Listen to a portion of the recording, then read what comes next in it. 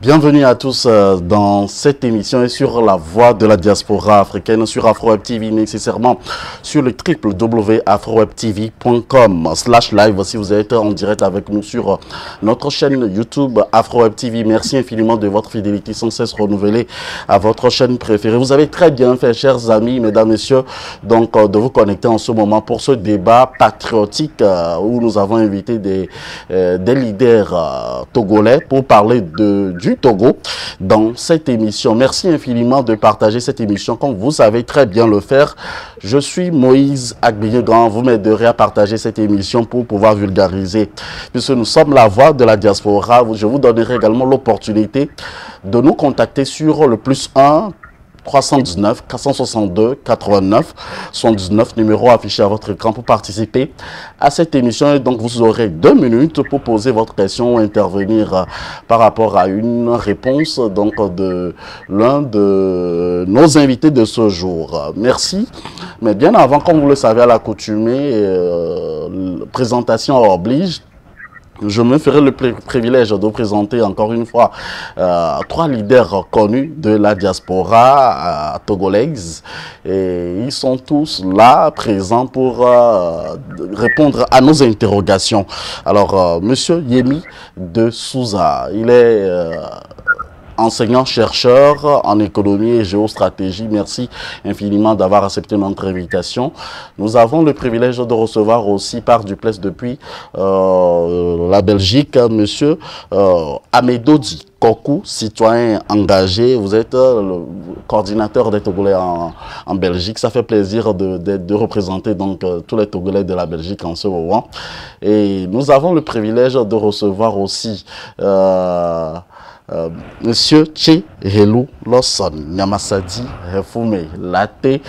Et ça fait plaisir de vous recevoir dans notre émission. Vous êtes leader panafricain de Pyramide, président de mouvement patriotique pour un Togo, mouvement pour un Togo nouveau, si je me permets de le dire ainsi. Et vous êtes économiste et vous êtes également, vous avez 3 doctorats, et je me permets de le dire aujourd'hui devant tout le monde. Vous êtes un intellectuel de la diaspora africaine, vous êtes sollicité souvent sur beaucoup de plateaux à la diaspora togolaise. Merci infiniment d'être avec nous. Je me ferai le privilège également de faire un petit consensus avec vous. Je vous donnerai 3 minutes chacun pour répondre à toutes mes interrogations, puisque j'en ai beaucoup aujourd'hui. Et 3 minutes pour répondre à toutes ces à une interrogation pour chaque invité de ce jour. Chers amis, chers invités, dans quelques heures, nous serons en 2025 et nous avons tous le devoir de faire un bilan en tant que Togolais pour mieux appréhender le futur. Très rapidement, je vais entamer cette première partie en vous posant la question, Monsieur Tchehelou Lawson Nyamasadi. Vu que vous représentez donc, vous êtes coordinateur de la diaspora togolaise, également président pour le mouvement pour un Togo nouveau. En quoi les débats que vous organisez sur les plateformes que vous présidez généralement contribuent au développement du Togo et quel est le bilan que vous faites en tant que Togolais résident à la diaspora? Merci Moïse. Je voudrais commencer ce débat avant de planter tout le décor. Remercier votre équipe pour le travail absolument formidable que vous faites. Vous présentez mes vœux, les meilleurs, de santé, de paix, de joie, de prospérité, de sérénité, et aussi de succès dans toutes vos entreprises. Vous me permettez également de saluer mes copanélistes, M. Yemi de Souza et également Philippe Amedodi, avec qui j'aurai le plaisir d'échanger tout au long de cette émission. Je leur présente également mes vœux de santé, de paix et de joie. On ne pourra pas commencer cette émission sans avoir une pensée pour tous les Togolais qui nous ont quittés tout au long de cette année, tous les combattants qui ont été au devant de la lutte, connus ou anonymes, et qui finalement ont dû trépasser au cours de cette année, on ne peut qu'avoir une pensée pieuse et prier au-delà où ils sont, qu'ils puissent toujours continuer par soutenir la volonté, le courage, la détermination de libération du peuple togolais. Vous me permettez également d'avoir une pensée pour tous les Togolais. Ils sont malades, ils sont en souffrance par la conséquence de ce régime kakistocratique, militaro-monarchiste Gnassingbé, qui ont fait du Togo une prison à ciel ouvert, où le calvaire est le quotidien des Togolais, où ils ont de la difficulté à avoir un repas principal par jour, où les malades ne sont pas soignés, ils meurent comme des mouches, comme l'a dit Daokou Péré, le fait d'occupérer, les Togolais meurent comme des mouches. Et cette réalité est encore prégnante aujourd'hui partout au Togo. Vous me permettrez aussi d'avoir une pensée pour tous nos frères du Nord, essentiellement dans la région de Dapaon, qui sont attaqués par le terrorisme et que le régime violent de Faure Gnassingbé n'arrive pas, justement, malgré toutes les armes, n'est-ce pas, la programmation militaire de plus de 700 milliards ne suffisent pas pour pouvoir doter nos forces de l'ordre de capacités pour faire face à ces velléités terroristes et djihadistes. Eh bien, cette incompétence notoire qui met en danger les populations du Nord, je voudrais également solidariser avec toute cette souffrance. Je terminerai par les prisonniers politiques. En cette fin d'année, nos camarades, plus de 120 prisonniers politiques, périssent en prison. 9 ont été assassinés sous la torture, des traitements inhumains dégradants. Et ça, la conscience humaine, la conscience panafricaine ne peut pas l'accepter, que sur la terre d'Afrique du Togo, eh bien, un régime puisse traiter des Togolais, des Noirs, comme de cette façon. C'est inimaginable, comme si on est encore au temps de l'esclavage, et tout ça par la volonté de Faure Gnassingbé de se maintenir par la force, la terreur et la violence. Donc, nous prions avec ces prisonniers, nous souhaitons qu'ils retrouvent très rapidement la liberté. Leur liberté passe par la mobilisation du peuple togolais d'ici 2025 pour chasser ce régime de Faure Gnassingbé. Je voudrais faire quelques précisions.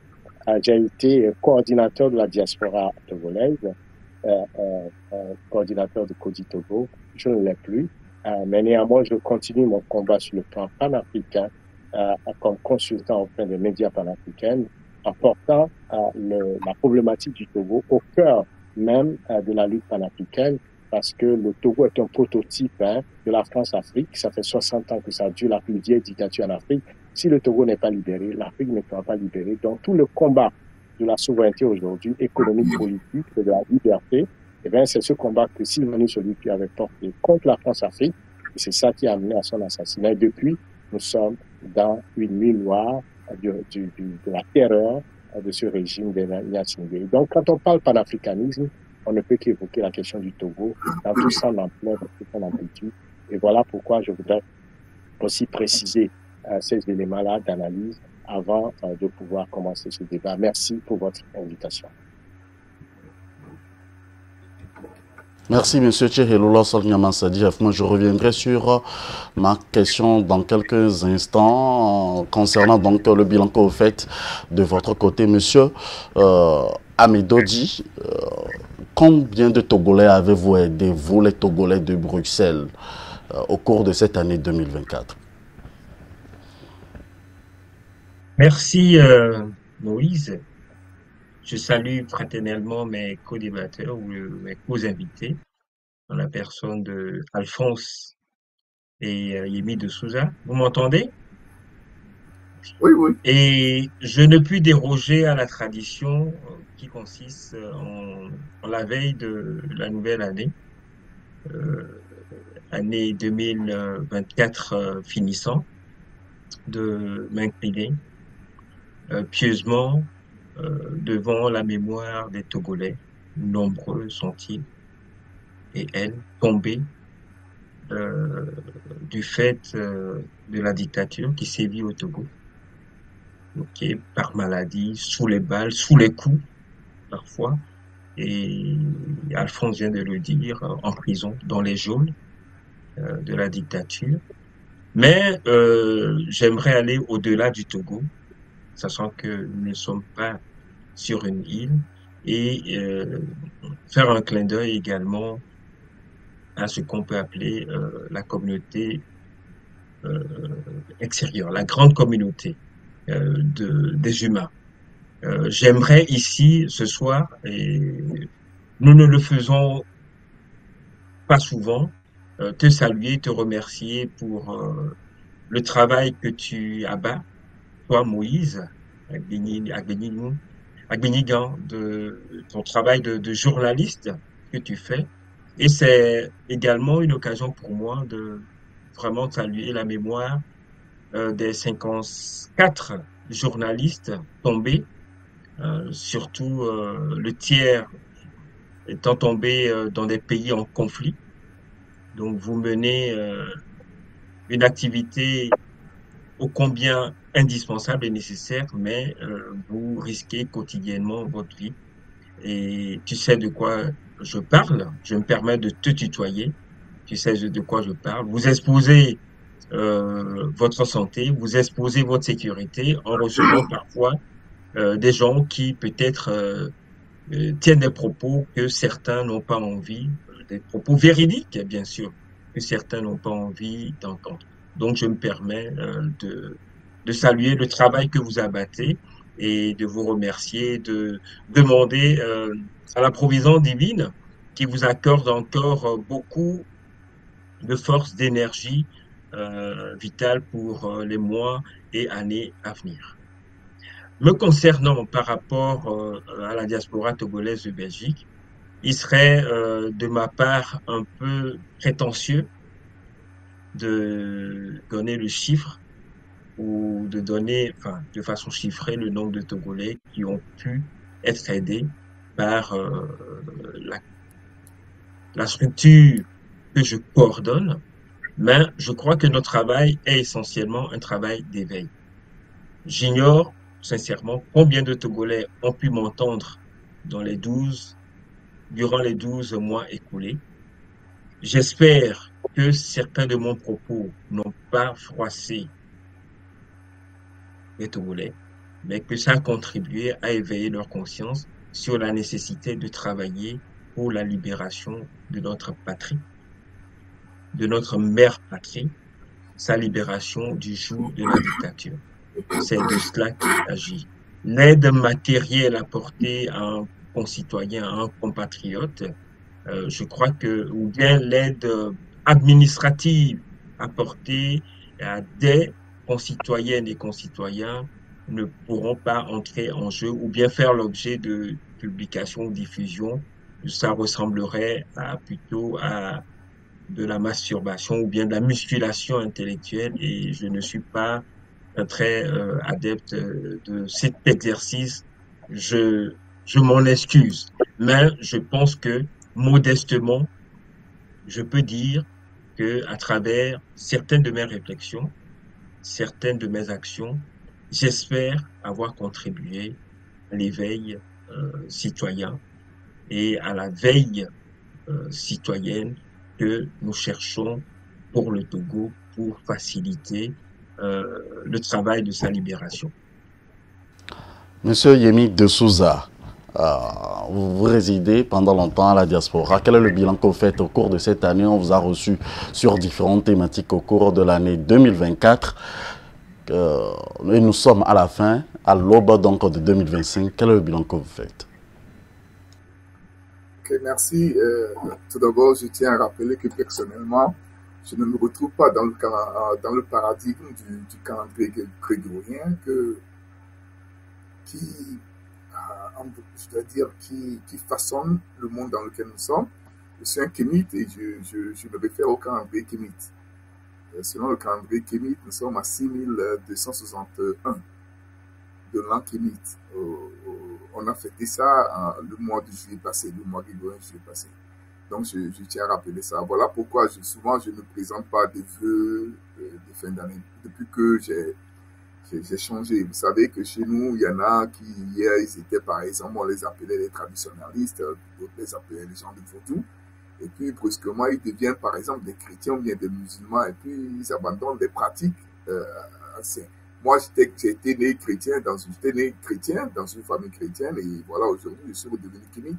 Donc, je ne considère vraiment plus le calendrier grégorien et tout ce qui va avec. Je tiens à préciser ça. Voilà pourquoi c'est toujours difficile pour moi de spontanément souhaiter bonne année autre aux uns aux autres. Parce que souvent les gens m'envoient des tests, bonne fête de Christmas et autres. Là, je ne réponds pas parce que, voilà, je ne réponds pas par mépris, mais parce que je ne me retrouve plus dans ça. Voilà, bref. Pour ce qui est de mes activités tout au long de l'année grégorienne qui vient qui va se terminer bientôt, je pense que ce que j'ai essayé de faire, c'est tout d'abord faire comprendre à mes compatriotes qu'on nous a mis dans un système de déploration où nous nous retrouvons pour discuter des faits, sans faire des propositions, surtout des propositions concrètes, pour éradiquer le fait que nous subissons et qui n'est pas en fait une fatalité. C'est à ça que je me suis beaucoup attelé. Que ce soit sur le plan politique ou bien sur le plan économique, j'ai essayé d'expliquer ces choses. Par exemple, le plan économique, j'ai essayé d'expliquer que si on a des populations en âge de travailler et vivant sur un territoire où il y a des besoins, par simple création monétaire, on peut faire travailler les gens. Et l'activité des gens va donner de la valeur à la monnaie qui va servir à les rémunérer, à rémunérer leur activité.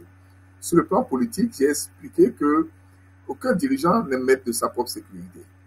Si on n'est pas d'accord avec le dirigeant, ce que le peuple a à faire, c'est de s'adresser aux militaires, aux concitoyens qui sont armés, qui assurent la sécurité du dirigeant avec qui on n'est plus d'accord. Pour demander à ses concitoyens, on va expliquer les choses à ses concitoyens. Hein, voilà pourquoi on vous demande de le faire partir. On explique à nos concitoyens que ce dirigeant qui protège est un dirigeant incompétent, dangereux pour la cohésion nationale. Et par conséquent, on les missionne de le faire partir pour qu'on puisse s'asseoir et discuter de l'avenir en commun. Voilà ce que j'ai pu faire cette année grégorienne 2024, grosso modo. Et c'est cet apport que j'ai apporté à la communauté togolaise et à la communauté africaine en général. Merci à tous d'avoir planté le décor. Monsieur Tcherelo Sonia Massadi Refou, mais vous avez l'habitude de parler des prisonniers politiques en début de chaque émission, sur toutes les antennes, probablement à la diaspora. Aujourd'hui, le président de la République togolaise, Faure Essozimna Nyasingbe, a gracié 1064 détenus selon le site ici Lomé. Satisfaction, vous avez l'impression d'être entendu par le chef de l'État ou parmi les 1064 détenus graciés par son Excellence le chef de l'État togolais, il n'y a pas eu des prisonniers politiques qui sont graciés? Il me semble de toute évidence que la question des prisonniers politiques, qui est d'abord une question humanitaire, mais c'est une question éminemment politique. Et donc, le fait que les conditions de détention, d'incarcération, de traitement inhumain, dégradant des prisonniers politiques, de surpopulation des prisons, est un cas, une situation inacceptable et qui montre toute la méchanceté du régime de Nyasingbe, et qui est dans une logique de terreur, de violence, et également de créer les conditions pour que les Togolais se soumettent à une forme de servitude volontaire par la terreur. Et donc, nous avons mobilisé un certain nombre de lobbies et qui a amené le comité des droits de l'homme de l'ONU à demander au régime togolais de fermer, n'est-ce pas, la prison civile de Lomé, compte tenu des conditions atroces de détention. Et même le gouvernement togolais a été financé pour la construction d'une nouvelle prison, et jusqu'à présent, on ne voit pas tout ça se réaliser. Vous savez, la prison civile de Lomé est une prison qui date depuis le temps colonial et qui a été utilisée comme, je dirais, un lieu de conditionnement atroce des esclaves. J'ai fait moi-même la prison civile de Lomé Et c'est l'enfer. Et les gens ne savent pas qu'au cœur de Lomé, il y a ce type d'enfer. C'est-à-dire que l'homme traite l'être humain de cette façon, c'est tout simplement méphistophélique, c'est-à-dire diabolique. Il n'y a pas de place à la prison civile de Lomé. Quand je vous parle de la surpopulation, vous n'avez pas suffisamment d'espace pour vous coucher sur le ventre, ni sur le dos. Vous devez vous coucher sur le flanc. Et votre tête touche le mur, puisque c'est un cadre rectangulaire. Et quand votre tête touche le mur, votre pied touche la tête du prisonnier qui est couché dans le même aliment que vous, et ses pieds touchent l'autre mur. Vous voyez? Et c'est comme ça qu'on vous range comme des sardines. Et l'intérieur de la prison est peint en noir. Et vous imaginez la chaleur. Et il n'y a même pas de moyens pour les prisonniers d'avoir faire les toilettes. Il y a deux seaux, un seau pour l'urine, un autre seau pour faire le caca, et il est interdit de le faire avant 2 heures du matin. Parce que quand vous le faites avant 2 heures du matin, vous embaumez, n'est-ce pas, toute la prison, et les autres ne peuvent pas respirer. Et quand on ferme la prison, ça prend 6 heures du matin, on le ferme à 18 heures, et c'est des cercles concentriques. Il faut donc, on ferme le premier cercle, le premier carré, le deuxième carré jusqu'au dernier, et les gardiens sont complètement dehors. Ça veut dire que quand il y a un prisonnier tombe malade ou a une crise, eh bien, il meurt dans la prison et il reste avec le corps jusqu'au petit matin. Voilà un peu les conditions de détention atroces. Je me rappelle encore un prisonnier qui est malade mental parce que le gars était complètement fou, il était couché, il ne se relevait pas. Et on lui a demandé de se lever. Qu'est-ce que je vois? C'est des asticots qui sortent de son corps. Vous imaginez? Et c'est ça. Et qu'est-ce qu'il a fait? On dit tout simplement qu'on l'a pris dans un village pour faire de vol de je ne sais quoi, de poulet, et on l'a oublié. Alors, ils sont nombreux, ces prisonniers qui sont oubliés dans les prisons, et les conditions de détention sont atroces. J'invite Fonya Singbe à aller visiter les prisons, à prendre conscience de la torture qu'il implique au Togolais, pour que le jour où lui-même va se retrouver en prison, que les gens ne crient pas « Oh non, il faut lui faire, il faut le pardonner. Oh non, on ne peut pas le laisser en prison. » Et il faut le pardon, etc., etc. Parce que quand on dit que qui tue par l'épée finit par périr par l'épée. Aujourd'hui, son propre frère est en prison, Pachanya Sylvé, depuis 15 ans, et il est en train d'expérimenter les conditions, n'est-ce pas, de détention atroce. Quand vous améliorez les conditions de vie des prisonniers, c'est une société qui se veut plus civilisée, qui fait les conditions, n'est-ce pas, de permettre à ceux qui sont posés en maille à partir avec la loi, d'être punis, mais en même temps de revenir, de réussir leur insertion sociale. On n'est pas dans cette dynamique. Donc, les 1200 ou 1000, je ne sais combien de prisonniers qui ont été libérés, ils sont des prisonniers, il faut le préciser, des prisonniers de droit commun et des prisonniers qui sont en fin, en réalité, de leur mandat, qui sont en train de purger, qui ont purgé pratiquement la totalité de leur peine, qui sont été libérés. C'est un bon geste parce que ça permet de libérer les prisons, l'espace dans les prisons, mais fondamentalement, le problème n'est pas réglé. Le problème de détention dans des conditions atroces, inhumaines au Togo n'est pas réglé. La question de justice n'est pas réglée parce qu'on jette les gens en prison, on les oublie, parmi lesquels justement les prisonniers politiques togolais. Ils sont plus de 120, parmi lesquels Léla Traoré, une femme qui a été arrêtée, jetée en prison sans jugement alors qu'elle est malade, elle a des maladies cardiaques. Et il y a le cas de Molou, il y a le cas d'Aziz Goma qui est grabataire, il y a le cas de Fadel. Ils sont nombreux à Betty, ils sont nombreux ces jeunes qui ont été arrêtés sans raison valable, tout simplement pour des accusations fantaisistes et qui sont depuis 5 ans en détention provisoire. C'est contre toutes les lois, n'est-ce pas, de justice, et ça, on ne peut pas l'accepter. Donc, les 1200 ou les nombres de personnes libérées est une goutte d'eau dans la mer.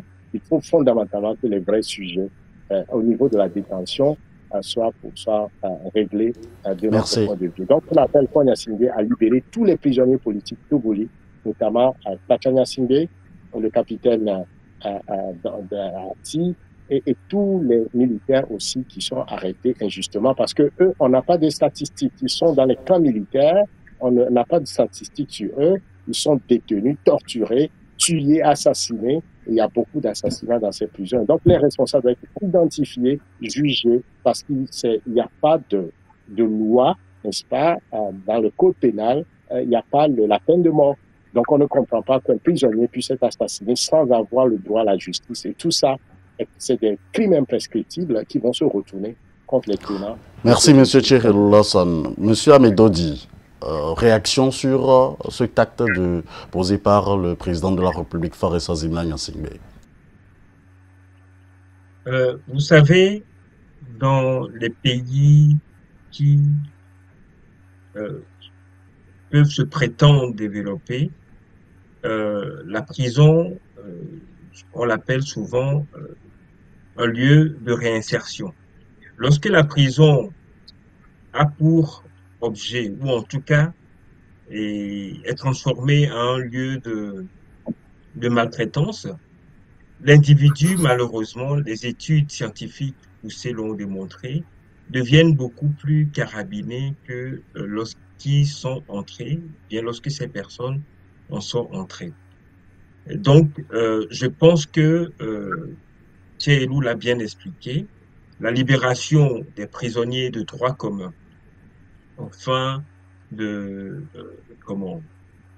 peine est une bonne chose, mais fondamentalement, le problème qui se pose, c'est la surpopulation pénitentiaire, c'est-à-dire le cadre physique au Togo, dans plusieurs prisons, que ce soit à Lomé, à Palimé, à Thiévié et dans d'autres villes du pays, ne sont pas conçus pour recevoir autant de personnes.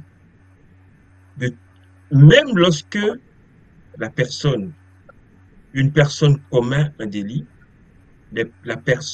la dignité humaine de cette personne ne doit pas lui être déniée. C'est de cela qu'il s'agit. Sinon, cette personne en sort beaucoup plus carabinée qu'elle est entrée, d'où les risques de récidive, voire même d'aggravation du comportement de cet individu.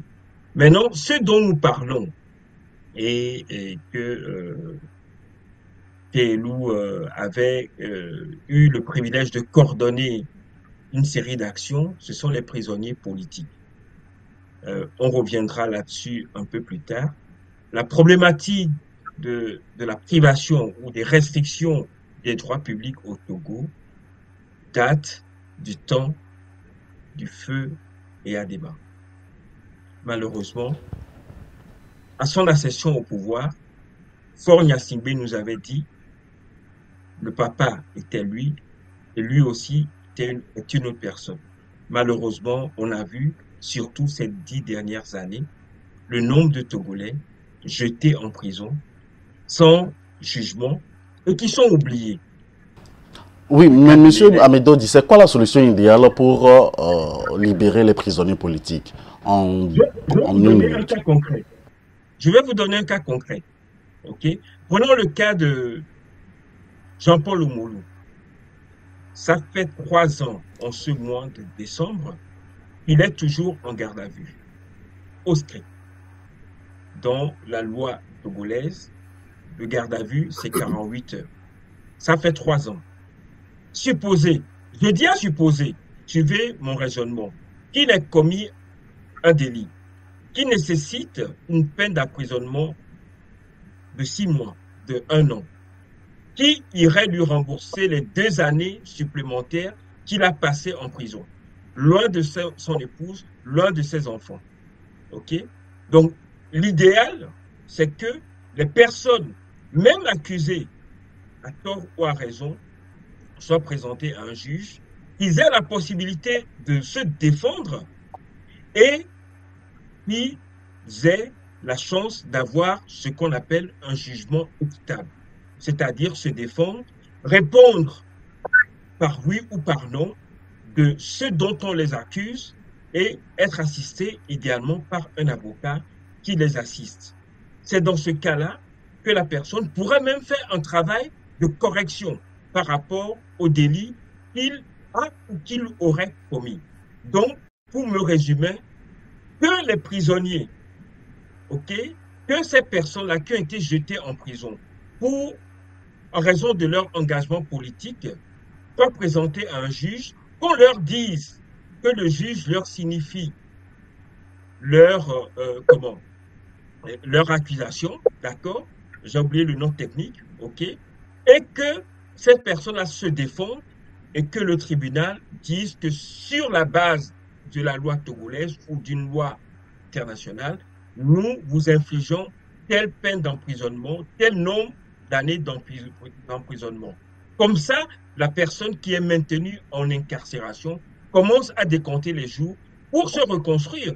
Parce que, actuellement, ceux qui sont jetés en prison n'ont plus d'avenir. Vous comprenez? C'est même un trauma, c'est une torture morale.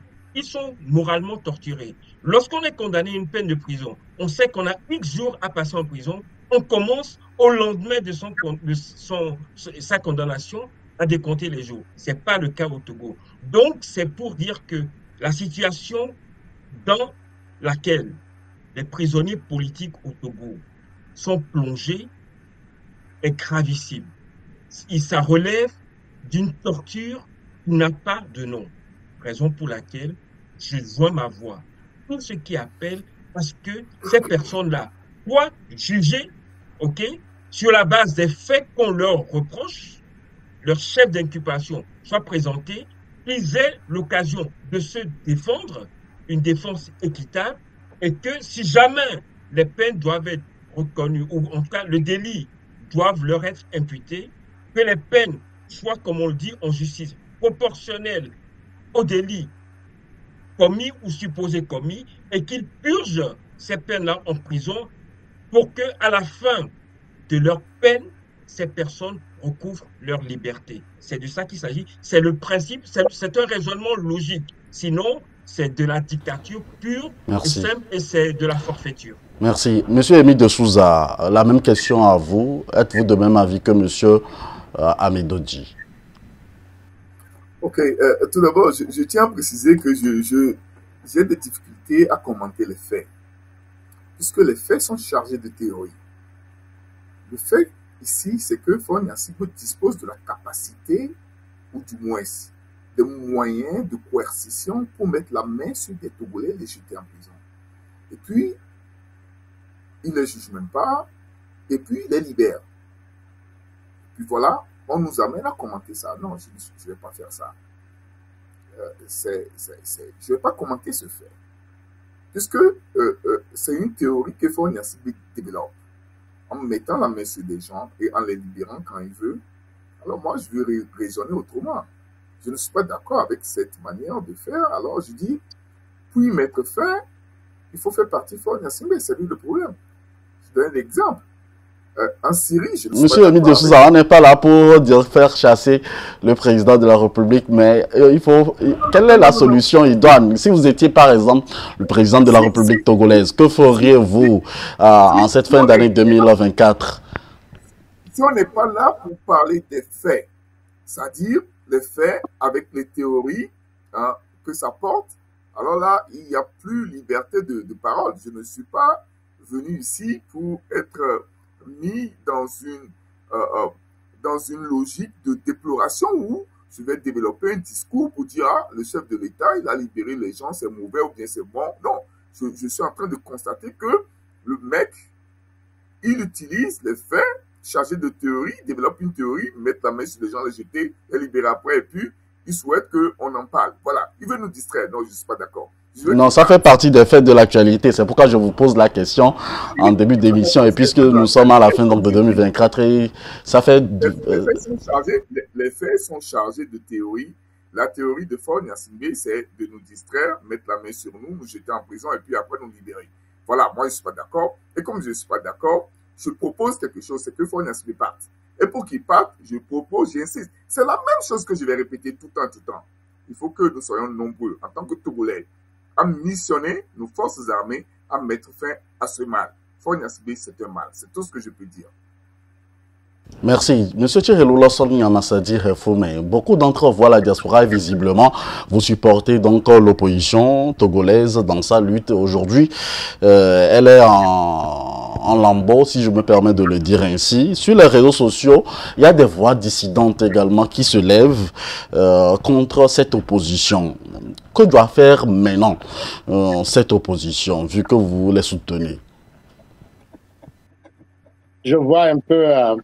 je dirais, l'allure de votre question.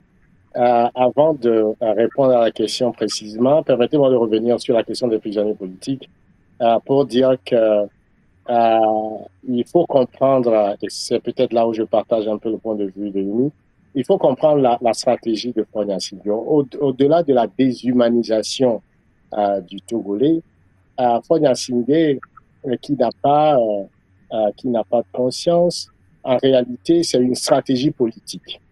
Et quand on fait un parallélisme de forme avec le régime de dictature comme celle de la Syrie, de Bachar al-Assad, on voit également qu'après sa chute, il y a toute une prison, un système de prison, un système de répression, et on a pris une minorité, les Alaouites, qui ont mis en place ce système qui a soutenu le père.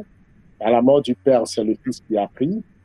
Et le père a fait à peu près 20 ans, le fils a pris 24 ans, donc 44 ans de pouvoir pratiquement d'un régime monarchique, mais qui s'appuie sur des piliers, n'est-ce pas, de terreur, de violence et de corruption à haute échelle. Donc c'est le même ADN qu'on retrouve également pour le régime togolais. Et c'est pourquoi, au-delà de la question des prisonniers, nous, au niveau des pyramides, on l'a analysé et comme stratégie politique et on a proposé on a pris le contre-pied de cela. C'est-à-dire que les prisonniers ont été d'abord documentés. Le comité de libération des prisonniers politiques a fait un travail de fourmi et donc toute l'information sur chaque prisonnier, son synopsis, sa fiche analytique est sur le site de Pyramide, www.pyramide.org. Donc, il y a cette documentation qui est là. Ensuite, on a appelé les Togolais à prendre le contre-pied de la stratégie de Fonya Sibé. Parce qu'à travers les prisonniers, ils visent un objectif, terroriser les Togolais, faire en sorte que les Togolais intériorisent la peur et que cette peur les tienne qu'ils arrivent à une forme d'aliénation, de façon à ce qu'il n'a plus besoin de faire quoi que ce soit. Les Togolais eux-mêmes sont à plat ventre et c'est ce qu'a bien décrit la Boétie dans la servitude volontaire. Et donc, comment on fait face à cette stratégie? Il faut le déconstruire cette violence. Et donc, on a lancé le projet de parrainage de prisonniers politiques que beaucoup d'organisations ont soutenu, notamment l'organisation de Philippe Amedodi en Belgique et d'autres organisations, Côte-Togo, d'autres organisations, et avec le comité de libération des prisonniers, pour créer ce qu'on appelle la solidarité, un coussin de solidarité autour de nos frères qui sont en prison, de façon à ce que la prison ne les détruise pas, parce que l'objectif, c'est de les amener à renoncer à la lutte, pour dire plus jamais, si je sors de cette prison, plus jamais je ne vais plus m'impliquer dans la lutte contre Fonya Sibé. Et donc voilà, en créant cette solidarité, eh ben, ils sont en prison, mais ils sont toujours... le régime n'aurait pas réussi à les atteindre psychologiquement parce que ils sont des milliers dans la diaspora qui soutiennent ces prisonniers. Et c'est le cas le plus emblématique a été au niveau de Gaza en Palestine. Quand les Israéliens mettent les Palestiniens en prison, ben ils deviennent des héros dans leur famille, de façon à ce que, eh ben, on n'arrive pas à les avoir sur le plan psychologique. Donc, le projet de parrainage des prisonniers politiques est un projet très important que nous demandons encore aux Togolais de la diaspora de soutenir parce que nos actions sont trop éphémères. On arrête au moment on se mobilise pour quelques mois et puis bon, tout le monde abandonne. Comme ça, le régime sait qu'il va gagner sur le temps, n'est-ce pas? Donc, la résilience est quelque chose d'important. Le deuxième élément important, c'est de déconstruire la violence. Parce que l'objectif de ça, c'est d'amener les Togolais à ne plus supporter l'opposition, à ne plus s'engager dans la lutte politique, la lutte citoyenne. Donc, il faut déconstruire cette violence-là qu'on nous impose. Et déconstruire la violence, c'est analyser la violence sous ses aspects humains, ses aspects matériels, ses aspects psychologiques, mais ses aspects aussi stratégiques. Et donc, quand on voit la stratégie de Faure Gnassingbé, on arrête quelqu'un, on le brise, on le met en prison et on le torture. Mais ceux qui torturent sont dans l'anonymat total. Donc, on arrive à faire une décompte de nos morts. Ça fait 10 000 morts. C'est aussi sur le site. On a documenté tout ça grâce au travail de Claude Ameganvi sur le site de pyramide-togo.org. 10 000 morts. Mais parmi les prisonniers, ceux qui ont tué sont dans l'anonymat. Eux, ils bénéficient de l'impunité. Donc, le projet, c'est de les sortir de l'anonymat pour dire, c'est toi qui as tué. Et comme ça, on met également en lumière leur famille et le bien matériel qu'ils ont acquis comme récompense d'avoir tué des Togolais. Le cas, par exemple, de Berena, le général Berena, le rapport de 2005 de l'ONU l'a identifié nommément comme étant l'un des acteurs qui ont massacré les 2000 Togolais lors de la prise de pouvoir à travers le coup d'État, le quadruple coup d'État de 2005. Berena, aujourd'hui, se promène dans Lomé, il est à la retraite, il jouit très bien de sa vie. Mais la dernière fois, lorsque le Togo a été attaqué par les terroristes, il est sorti, il a rassemblé les cavaliers de Lomé pour leur dire, nous sommes menacés, nos intérêts sont menacés, mobilisez-vous. Vous voyez, ce Berena-là, qu'est-ce que nous avons fait avec lui? Il me semble que la question de sortir les tortionnaires de l'anonymat, de les exposer, cette stratégie, les Juifs l'ont utilisée quand les nazis les ont massacrés. Ils ont documenté chaque élément sur les nazis. Et quand les nazis ont perdu la guerre, ça a permis de les traquer, de les amener en justice, parce que même si aujourd'hui nous prenons le pouvoir au Togo, eh bien, la justice doit être une justice d'un état de droit, ce qui suppose que le juge ne peut pas condamner quelqu'un en l'absence de preuves. Mais ces preuves-là, c'est aujourd'hui qu'il faut les rassembler. Et si on ne peut pas les garder au Togo, nous avons un système dans la diaspora pour pouvoir garder toutes ces preuves-là contre ces gens qui tuent, qui blessent les Togolais. Donc, c'est aussi la résistance citoyenne. Voyez-vous, on ne peut pas accepter, par exemple, qu'on nous dise que des jeunes du PNP ou proches de Taïga Révolution ont été tués. On a 9 jeunes qui ont été assassinés dans les camps. Par exemple, je prends le camp de Logokopé. Ce camp-là, en décembre 2017. Mais il y a quelqu'un qui gouverne ce camp, qui est le chef de camp. Il est dans l'administration. On peut retrouver le nom de ce commandant ou de ce colonel qui est en charge de ce camp. Si on le retrouve, ben on retrouve ceux qui ont torturé et ont amené à la mort ces jeunes-là. Vous voyez? Mais son nom est dans l'anonymat, personne ne le connaît. Il faut sortir les criminels de l'anonymat. Je vais terminer par les juges. Ceux qui condamnent, ceux qui envoient les jeunes ou les Togolais en prison, ceux qui les envoient en prison sans condamnation depuis des années, mais il faut aussi qu'on leur oppose leur jugement. Le cas le plus emblématique, le cas de Pusak Betome, l'ancien ministre de la Justice, garde des Sceaux.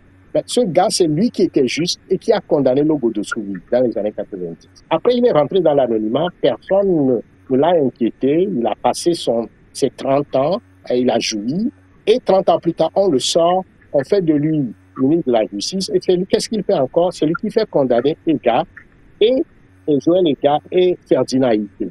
Par la suite, Ega en a trouvé la mort. Vous voyez, c'est comme ça que ces juges-là, il faut leur opposer leur décision pour que ça les suive, parce qu'ils prennent la décision, même si c'est sous la dictature, au nom du peuple togolais.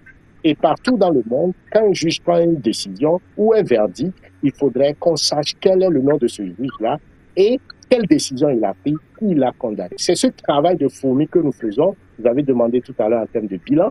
C'est ce travail de fourmi que nous faisons au niveau de Pyramide pour pouvoir sortir justement de l'anonymat tous ces terroristes. Enfin, la question politique. Tous ces éléments-là amènent à la démobilisation. À la démobilisation, vous avez évoqué la question de l'opposition, par exemple. Oui, Monsieur Lawson, on va revenir sur la question de la démobilisation. Je voudrais que les autres aussi réagissent sur la même question. On va revenir sur ça. Et si je me permets de faire une très belle transition par rapport à ce que vous venez de dire, si je suis un jeune et que je soutiens, je vois l'exemple des autres qui soutiennent déjà donc l'opposition et qui sont incarcérés, que l'opposition a des défaites aujourd'hui, permettez-moi de le dire ainsi. Est-ce que ça donne aussi l'engouement à d'autres jeunes de soutenir l'opposition, dans ce cas, M. Amédodi? Bon, je crois que la question mérite d'être formulée. Parce que si c'est un appel à l'endroit des populations pour soutenir l'opposition, c'est-à-dire des personnes qui pourraient avoir des intérêts particuliers, je crois que les jeunes pourraient réfléchir à deux fois. Mais si la question est de défendre la dignité, la souveraineté et,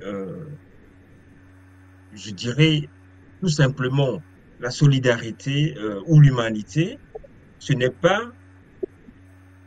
en tout cas, le combat pour la libération du Togo ne peut pas être vu sous le prisme d'un soutien inconditionné ou inconditionnel à une opposition politique. Vous comprenez? C'est là où parfois certains de nos concitoyens ont du mal à comprendre. Prenez le cas de nous qui sommes à la diaspora. Beaucoup d'entre nous sommes partis à la diaspora en exil en raison de la cruauté ou en tout cas en raison comment, de la misère et de la violence politique au Togo. D'accord? Donc, si nous avons envie de rentrer chez nous, dans notre mère patrie, il nous faut absolument combattre cette dictature qui nous a mis dehors de chez nous. C'est de cela qu'il s'agit. Moi, je ne bosse pas, je n'ai signé aucun contrat avec un leader politique pour devenir son larbin ou bien pour l'imiter. Je ne suis pas dans une démarche d'imitation parce que j'ai envie de faire d'un opposant politique un chef d'État, un député, un ministre. Non. Moi, mon combat, il est premièrement une démarche citoyenne. C'est-à-dire, est-ce que le Togolais a le droit ou le Togolais mérite de vivre dignement sur la base ou au regard des ressources naturelles de notre pays? Oui ou non? C'est oui. Est-ce que ces ressources-là sont détournées par des gens qui jouissent de l'impunité totale? C'est oui. Donc, finalement, le Togolais, les 80% des Togolais qui n'ont même pas un seul repas chaud, décent à manger par jour, ont le droit, voire même l'obligation de se battre pour leur dignité. C'est de cela qu'il s'agit. Moi, l'opposition, même si j'ai milité dans ce qu'on peut appeler dans un parti politique d'opposition, ce qui est peut-être un moyen de lutte, ce n'est pas une finalité en soi. La démarche qu'il convient de rappeler ou d'insuffler à nos compatriotes, que ce soit dans la diaspora ou au Togo, c'est de leur dire, est-ce que vous êtes content de la façon dont les gouvernants vous traitent, dont les gouvernants gèrent les ressources publiques, c'est-à-dire le bien commun? C'est non. Si vous n'êtes pas content, non, il faut vous organiser pour, comme Yemi l'a dit tout à l'heure, dégager ceux-là qui empêchent le peuple togolais de vivre décemment. C'est de cela qu'il s'agit. Alors, le conseil qu'un Togolais lambda peut donner à son fils, et que qu'on voit chez la plupart des parents togolais, ne mets pas ta vie en danger en faisant de la politique. Ne fais pas de la politique. Surtout quand tu viendras à la diaspora, je ne veux pas que tu mettes ton doigt ou ta bouche dans la politique. Vous êtes d'accord avec moi sur ce sujet. Et puisque le constat est clair aujourd'hui, on voit que la priorité pour les opposants au Togo, ce sont les élections quelquefois. Et on va en parler en deuxième partie d'émission. Mais Monsieur Yemi de Souza, quel est votre avis sur la question? Je veux citer Desmond Tutu. Il dit, si tu es neutre en situation d'injustice, alors tu as choisi d'être du côté du. de l'oppresseur. Tu as choisi d'être du côté de l'oppresseur. Au Togo, il n'y a que deux camps. Il y a le camp du peuple, l'opposition, et le camp du pouvoir. Moi, je suis de l'opposition. Ce débat de pourquoi on soutient l'opposition, je ne suis pas dans ça. Je suis de l'opposition, je suis du peuple. Et je m'oppose à une situation d'injustice imposée par un régime que nous combattons et que je combats, moi, personnellement. Donc, ma lutte, je l'ai fait tout d'abord, je la fais tout d'abord en mon nom personnel et au nom de mon peuple, au nom du peuple togolais. Dans cette histoire de soutenir l'opposition, je ne vois pas comment on peut l'expliquer. À moins qu'on est du côté de l'oppresseur et puis on veut changer de camp. Moi, je suis fondamentalement du côté de l'opposition. Je suis opposant, je suis du côté du peuple et je m'oppose au mal au Togo que je combats. Autre chose, quand les parents disent à leurs enfants « Sois prudent, il ne faut pas te faire tuer », oui, on peut tenir de tels discours. Le premier devoir du combattant, c'est de ne pas mourir. Ce n'est pas parce qu'on est opposant qu'on va risquer sa vie pour se faire tuer ou bien se faire arrêter. Ça, ce n'est plus utile, ça. On n'est plus utile quand on fait ça. Donc, le premier devoir du combattant, c'est de ne pas mourir. Donc, je pense que les Togolais, les parents togolais doivent continuer par dire à leurs enfants « Soyez prudents, nous sommes en face d'un régime ensauvagé. » Les gens qui tuent pour tuer, ce sont des gens qui tuent, voilà, ils tuent tout simplement pour eux. Tuer, c'est ça qui leur permet d'être au pouvoir. Donc, ils vont vous tuer. Donc, soyez conscients de ça. Et je ne peux pas condamner les parents togolais qui disent à leurs enfants d'être prudents.